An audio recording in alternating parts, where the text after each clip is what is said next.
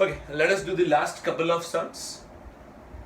The question is, leap year is selected at random. What is the probability of it having 53 Sundays? This question you must have done in school.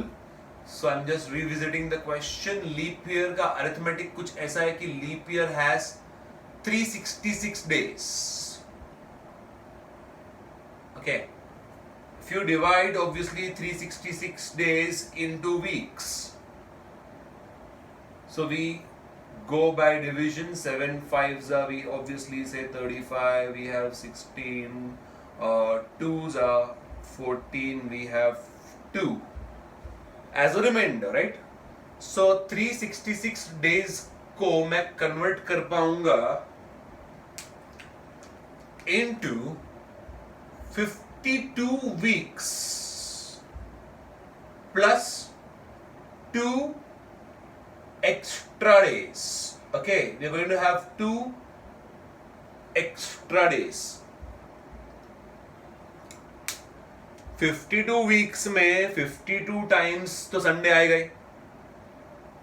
तो हमारा question है कि ये 2 extra दिन में Sunday के आने का चांसेस कितना है, ताकि 52 Sundays plus 1 extra Sunday becomes 53 Sundays. Okay, so understand the question. तो सैंपल स्पेस बनाते अभी, एंड एज वी से कि 52 वीक्स में 52 संडेज तो आने वाला है. सो अगर हमारा ईयर मंडे से चालू होता है, right? So Monday, Tuesday, Wednesday, Thursday goes on till Sunday. ये अपना फर्स्ट वीक हो गया. ये week 1. Next Monday, Tuesday, Thursday, Sunday, ऐसा वीक 2. ऐसा 52 वीक्स कंप्लीट होने के बाद 52 वीक्स कंप्लीट हो जाएगा. ऐसा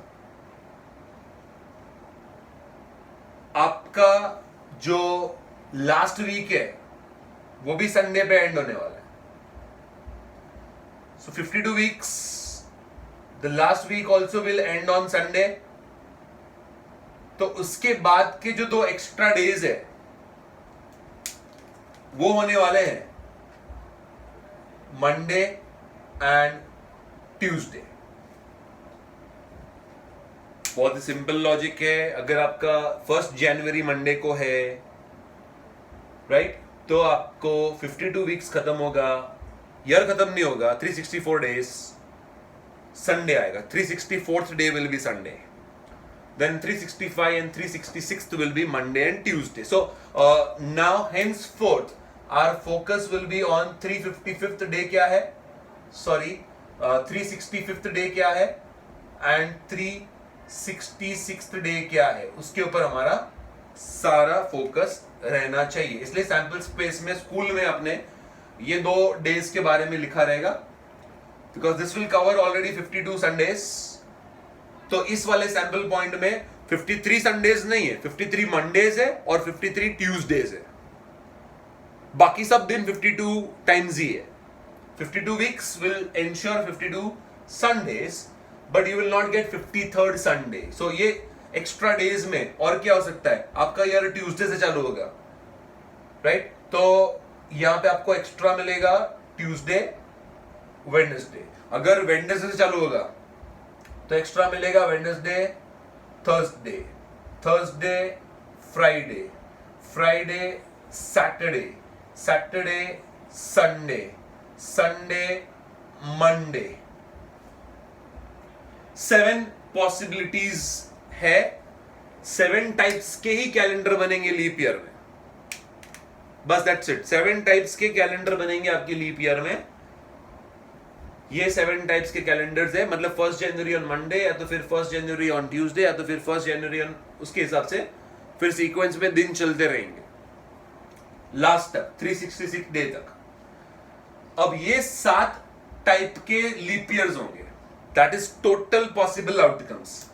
उसमें से हमारे लिए फेवरेबल कौन से वाले आउटकम्स है, और जब वो फाइंड कर लेंगे तो हम लोग को प्रोबेबिलिटी भी मिल जाएगा. So I can use the literature. I can say A is the event of 53 Sundays. Now you can also say B is the event of 53 Mondays. तो उसके हिसाब से B का फेवरेबल आउटकम आ जाएगा.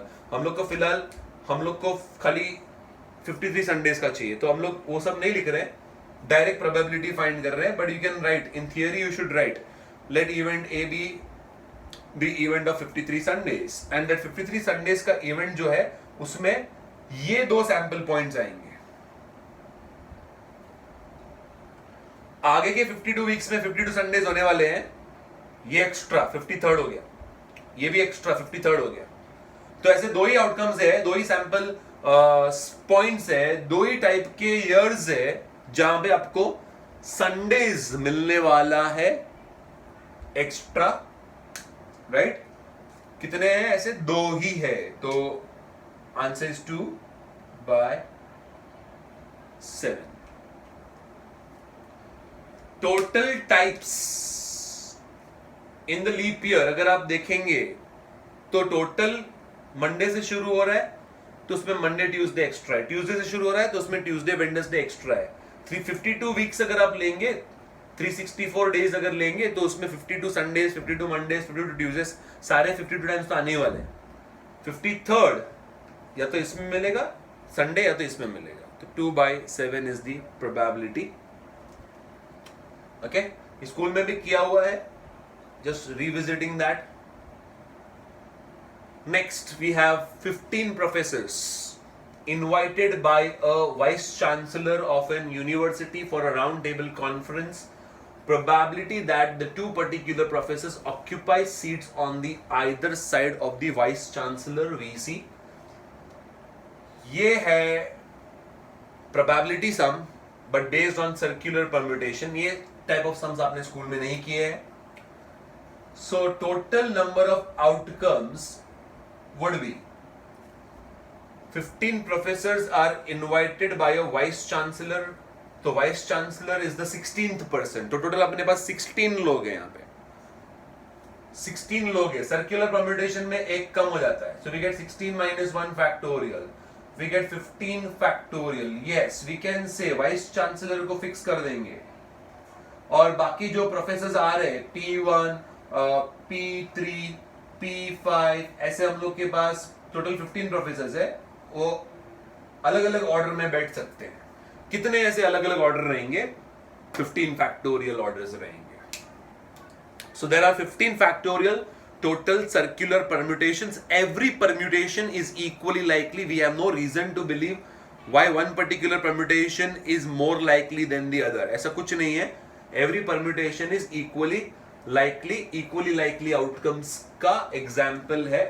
जब तक नहीं बोलेंगे तब तक, जब तक वो लोग बोलेंगे नहीं है equally likely, तो वहां से फिर हम लोग axiomatic approach जो है अपना वो प्योरली वो टाइप का मेथड डाल देंगे. फिर फेवरेबल अपॉन टोटल नहीं डालेंगे. बट फिलहाल हम लोग यहाँ पे फेवरेबल अपॉन टोटल ही डालने वाले हैं.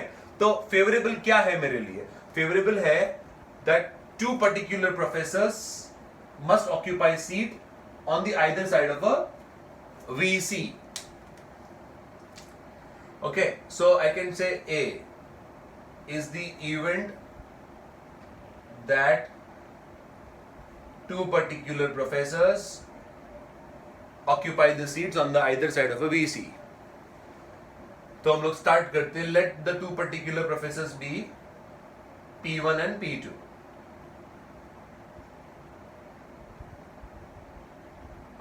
Professors B P1 and P2.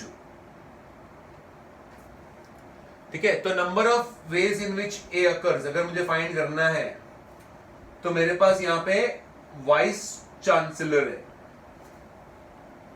ठीक है. 2 particular professors B P1 and P2. सो उन्होंने बोला हुआ है these particular professors will sit on the either side of the VC. तो वाइस चांसलर इज फिक्स्ड. उसके इस तरफ P1 और इस तरफ P2 या तो वाइस वर्सा, लेकिन बाजू में P1 और P2 ही होना चाहिए. So that is possible in how many ways? That is possible in 2 factorial ways. Into. So P1 और P2 आ गया. वो वाइस चांसलर के बाजू में ही चाहिए, दैट इज फेवरेबल। उसके बाद सर्कल के ऊपर remaining 13 professors can be arranged. देखो वाइस चांसलर फिक्स हो गया तो 13 - 1 करने का जरूरत नहीं है। वाइस चांसलर इज फिक्स्ड, वो उसके with respect to that only we are arranging. So remaining 30 professors can be arranged normally in 13 factorial ways. So total मेरे पास 16 लोग हैं, 15 plus vice chancellor, circular permutation में 15 फैक्टोरियल हो जाएगा। अब वाइस चांसलर के आजू बाजू P1 और P2 होना चाहिए, but that can be arranged in 2 ways, and the remaining 13 professor since vice chancellor is fixed, कोई प्रॉब्लम नहीं है, 13 फैक्टोरियल यूज कर लेंगे वहां पे। So finally what is probability of event A? It is going to be 2 into 13 factorial upon 15 factorial. We are going to get 2 upon 15 into 14. We are going to get 1 by 15 into 7, and the probability for this is very less. It is 1 by 105. Okay, so that is easy calculation बाद में. So a probability sum based on circular permutation. So that is it. These are the examples. So based on these examples you will be doing your homework. Okay, before the next lecture again revise the concepts from this video, especially the definitions and all. We'll be using it in the next lecture again. Okay, so thank you very much.